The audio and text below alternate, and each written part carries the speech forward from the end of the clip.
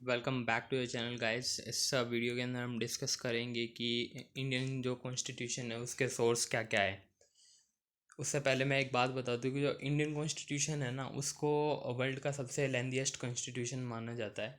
और इसको काफ़ी डेलिब्रेट और क्या नाम है काफ़ी डेलिब्रेशन और डिस्कशन के बाद बनाया गया था। तो गाइस अब स्टार्ट करते हैं हम अपनी वीडियो कि इंडियन कॉन्स्टिट्यूशन के क्या क्या सोर्स रहे हैं। सबसे बिगेस्ट सोर्स था वो हमारा government of India act of 1935। इसके अंदर हमने अपना संघीय ढांचा जो कि फेडरल स्कीम थी वो ली थी। उसके बाद ऑफिस ऑफ गवर्नर, राज्यपाल का गवर्नर का ऑफिस लिया था। हमारी जो न्यायपालिका थी, जुडिशियल सिस्टम, उसको लिया था। पब्लिक सर्विस कमीशन थे उसको लिया गया था। और उसके बाद जो इमरजेंसी प्रोविज़न थे जो उसको भी लिया गया था। और उसके बाद जो हमारे जो एडमिनिस्ट्रेटिव स्ट्रक्चर था उसको लिया गया था। उसके बाद सेकंड सोर्स है हमारा ब्रिटिश कॉन्स्टिट्यूशन।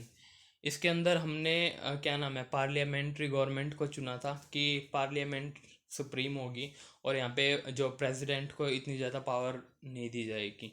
तो यहाँ पे पार्लियामेंट्री फॉर्म ऑफ गवर्नमेंट के अंदर पार्लियामेंट को सुप्रीम माना जाता है।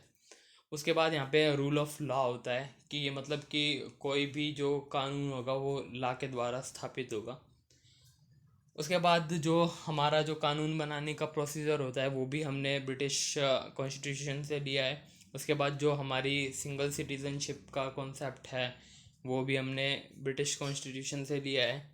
जो हमारा कैबिनेट सिस्टम है उसको भी।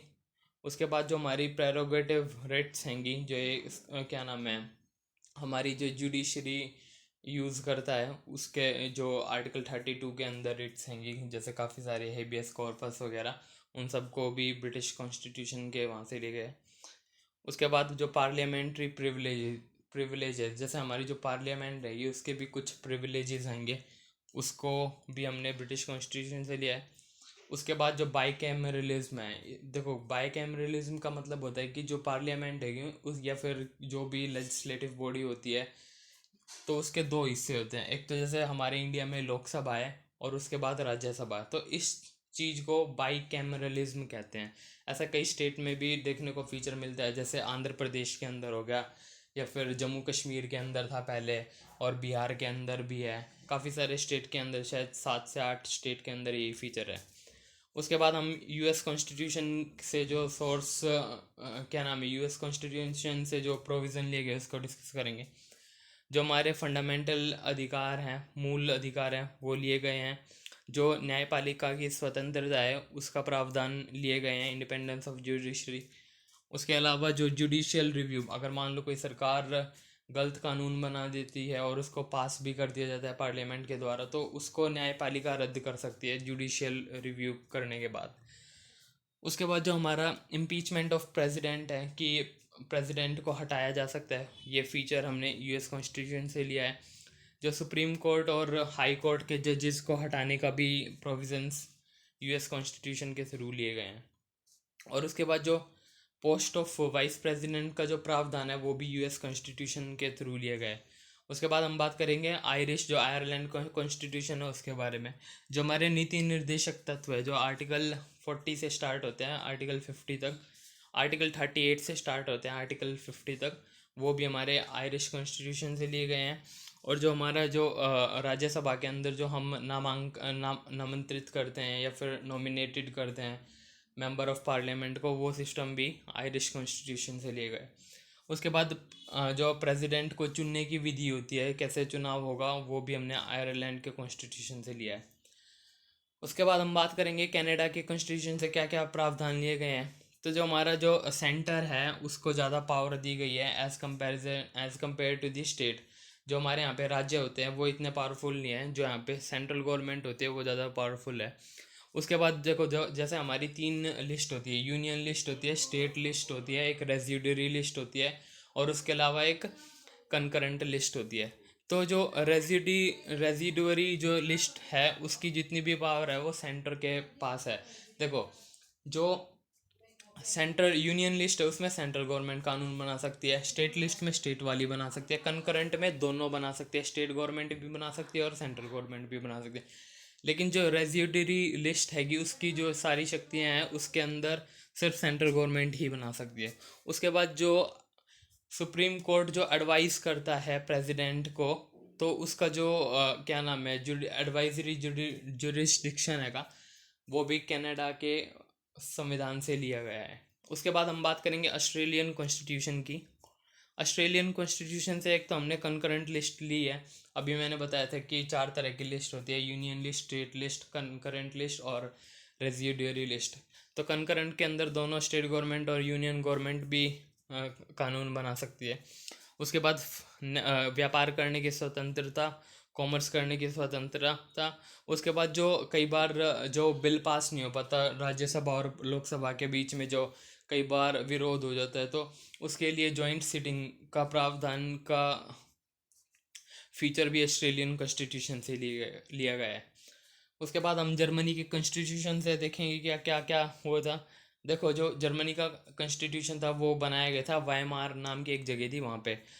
तो क्या नाम है, जहाँ पे जितने भी आपातकालीन जो प्रावधान है वो लिए गए, जैसे इमरजेंसी, और उसके अलावा इमरजेंसी के वक्त अगर फंडामेंटल राइट को सस्पेंड किया जाता है, तो ये प्रावधान भी जर्मनी के कॉन्स्टिट्यूशन के थ्रू ही लिया गया है।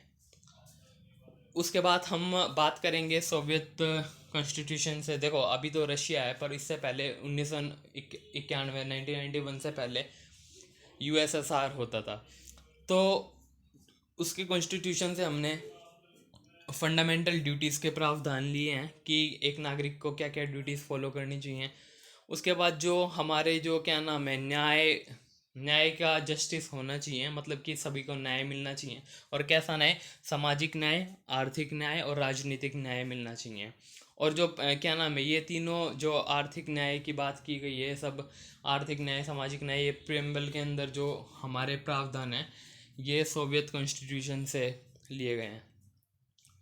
उसके बाद हम बात करेंगे फ्रेंच कॉन्स्टिट्यूशन से जो जो प्रावधान लिए गए हैं। एक तो जो रिपब्लिक के जो क्या नाम है, ये हमारा जो देश है वो एक रिपब्लिक नेशन है। रिपब्लिक नेशन का मतलब ये होता है कि जो हमारा जो किंग है वो लोगों के द्वारा चुना गया है, ठीक है।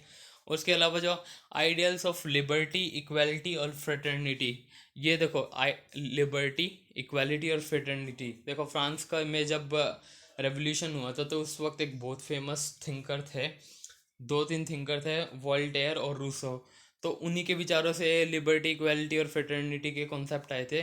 तो हमारे जो प्रेम्बल में ये प्रावधान है इन तीनों प्रोविजंस के, तो ये भी फ्रेंच कॉन्स्टिट्यूशन से लिए गए हैं।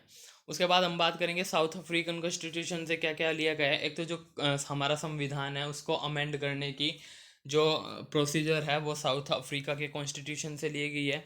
और उसके बाद जो राज्यसभा के मेंबर होते हैं, उनका इलेक्शन का जो विधि होती है, इलेक्शन जो चुनाव होता है, वो किस प्रकार से करना है, ये भी हमारे साउथ अफ्रीकन कॉन्स्टिट्यूशन से लिया गया है। उसके बाद हम बात करेंगे जापानीज़ कॉन्स्टिट्यूशन, जो जापान का संविधान है, उससे क्या क्या प्रोसीजर, क्या क्या प्रावधान लिए गए हैं। तो देखो, जो भी प्रोसीजर एस्टेब्लिश्ड बाय लॉ, अगर मान लो कि जो हमारी जो सरकारें होती हैं वो एकदम से बिना आर्बिट्रेरी कोई कानून नहीं बना सकती जो किसी के मतलब कि फंडामेंटल राइट्स के खिलाफ जाए। तो जो कानून बनाएगी सरकार, वो जो प्रोसेस होना चाहिए उसको ड्यू प्रोसेस फॉलो करना है, इसमें कोई भी गलती नहीं होनी चाहिए, और वो सबको न्याय देने वाला ऐसा कानून होना चाहिए। तो ये जो प्रावधान है ये जापानीज़ कॉन्स्टिट्यूशन से लिए गए हैं। तो गाइज, इस वीडियो के अंदर हमने डिस्कस किए कि हमारा जो भारतीय संविधान है, जो कि विश्व का सबसे लेंथीएस्ट और बल्कि संविधान, लंबा संविधान और भारी संविधान माना जाता है, तो इसके जो प्रावधान है हमने कई सारे देश के कॉन्स्टिट्यूशन से लिए गए हैं, और हमारे गवर्नमेंट ऑफ इंडिया एक्ट 1935 से भी लिए गए थे। तो गाइस, इस वीडियो के अंदर हम अब इतना ही डिस्कशन करेंगे। अगर आपको और किसी वीडियो या और किसी टॉपिक पे वीडियो चाहिए तो ज़रूर बताना कमेंट लिखकर। गाइस, लाइक और सब्सक्राइब करना मत भूलना। Thank you. May God bless all.